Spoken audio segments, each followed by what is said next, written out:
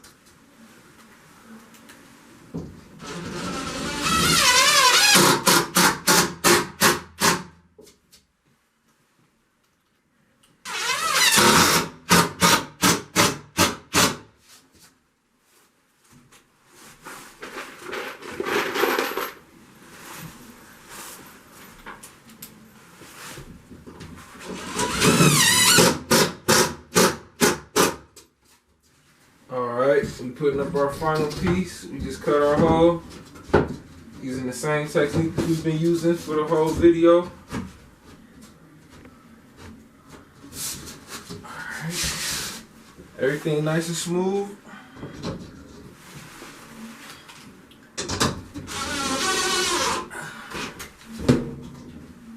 Let's get the rest of this in.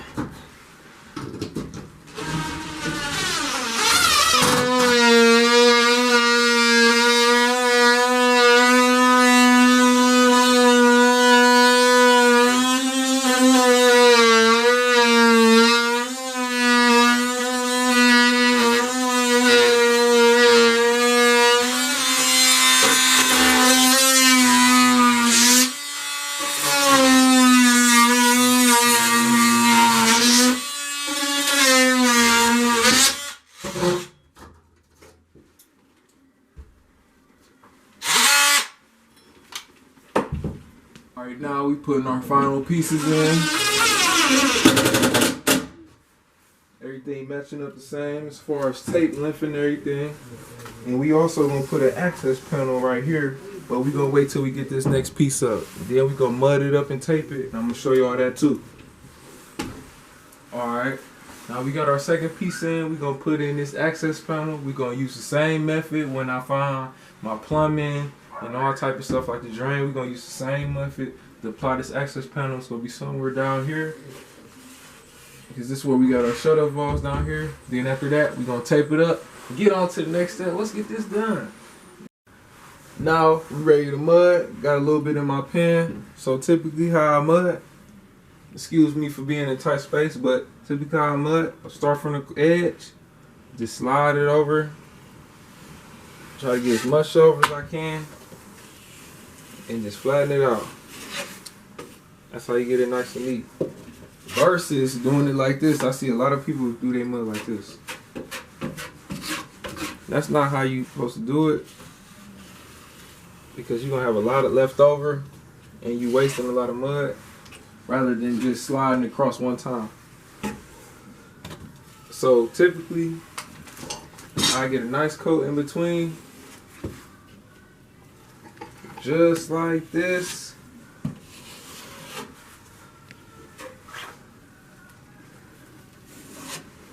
I get it just like this.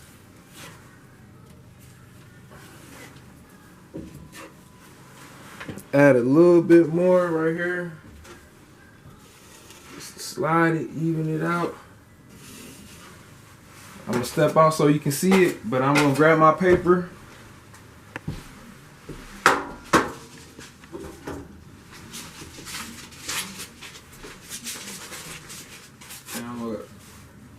see where the seam is and lay it right on.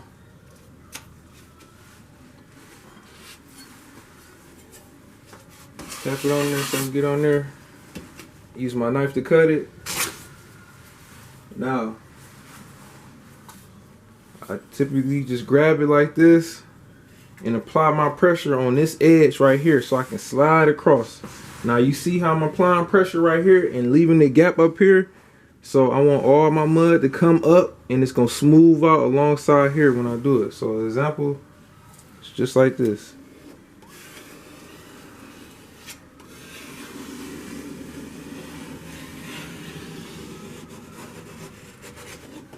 Make sure it's nice and smooth and do it on the other side. Now you can see it from this side, all the mud is coming out, but it's flattening out the tape.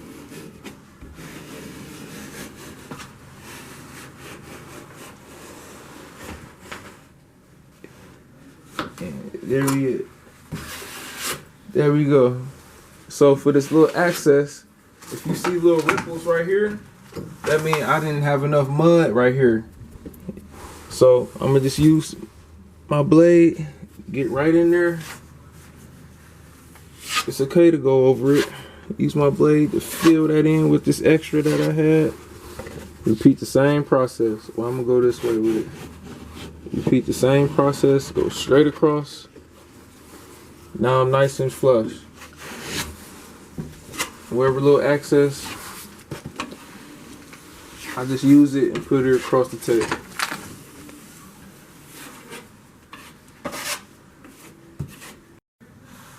We got our lines in. Just did this side, filled in a few screw holes.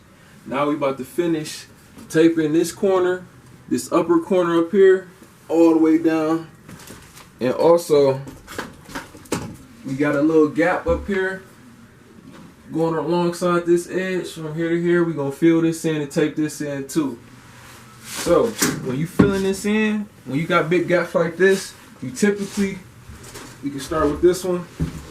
You typically just want to start with some mud, fill it in all the way across, just like this. But the trick is, you don't put tape on it right away. You let it dry up and settle so the tape can have something to stick to. And we can finish on this job.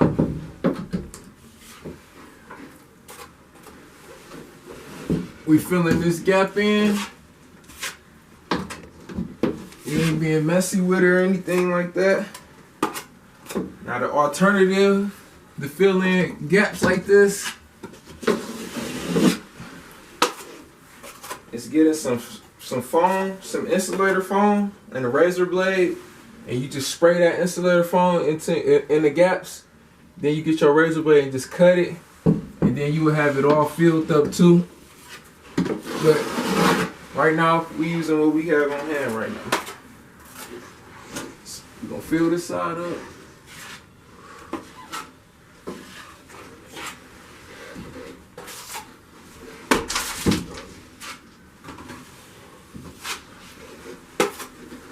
Fill this side up, just like that.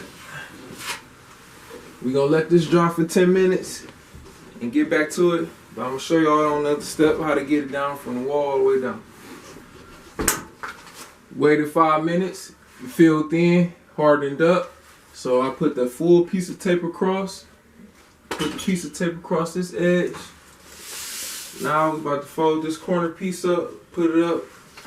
And we're gonna move on to the next step, putting on this corner bead on this side and on that side right there and fill it in.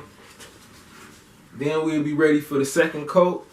And then this bathroom project will be almost done and almost ready for paint. So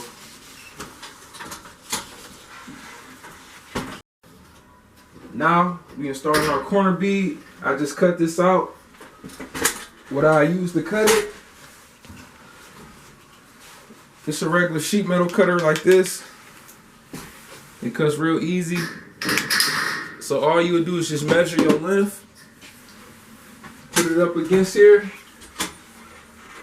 Have some common nails. Don't ever use drywall screws. If you use a drywall screw, it'll sink in too deep and it'll kind of bend and fold the corner bead up. So you use common nails.